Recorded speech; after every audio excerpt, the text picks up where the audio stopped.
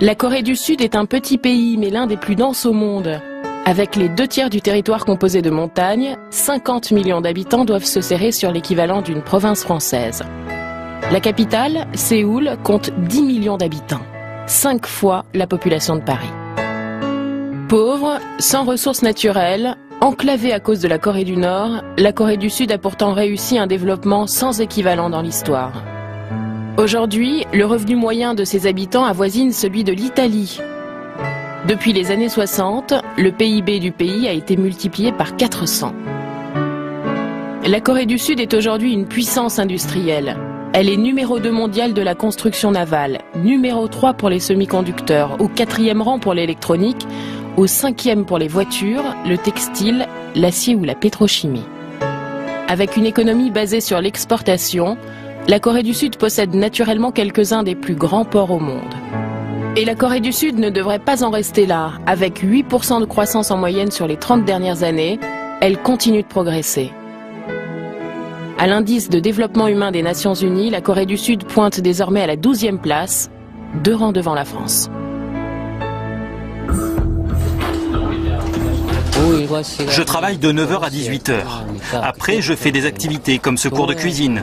Puis je retourne travailler un peu à mon bureau jusqu'à 21h environ. Après, je rentre chez moi, je retrouve ma femme et mes enfants.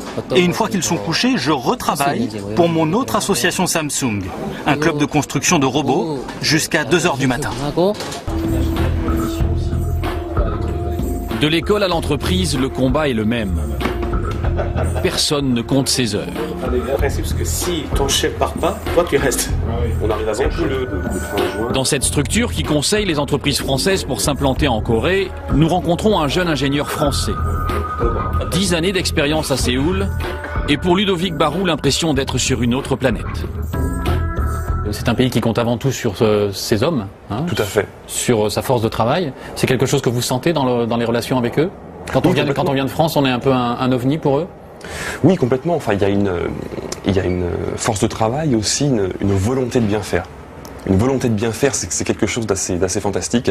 On arrive à le percevoir dans l'aspect service. Souvent, enfin, je suis amené à comparer le service qu'on peut avoir en France, qui n'est pas toujours à la hauteur, au service qu'on peut avoir en Corée, qui est complètement au-dessus de ce à quoi on pourrait s'attendre. Le service en termes de livraison, en termes de réparation de véhicules, en termes d'aide à la personne, service dans les magasins, Mais pour les salariés, combien d'heures par semaine? Ah, pour les salariés, ça se traduit par beaucoup d'heures, beaucoup de présence dans l'entreprise. On est souvent pas très loin des 12 heures par jour, hein. Et souvent le samedi aussi. Souvent le samedi, là. Vacances? Les vacances en Corée, donc bon, c'est sûr que quand on parle des conditions de vacances qu'on peut avoir en France, les Coréens ouvrent de grands yeux, quoi, de grands yeux. Donc effectivement. Après, donc les Coréens ont des jours de vacances, on en a beaucoup moins qu'en France. Il y a aussi une particularité, c'est que les Coréens, souvent, ne les prennent pas. Parce que c'est mal vu? Parce que c'est pas toujours très bien vu dans l'entreprise, vis-à-vis du chef d'équipe, vis-à-vis des autres employés, hein, de prendre ces jours de vacances. Donc souvent, ils sont payés. Ils sont payés. Les jours de vacances sont payés. Voilà, donc le gouvernement, qui essaye un peu de développer le tourisme, les transports, essaie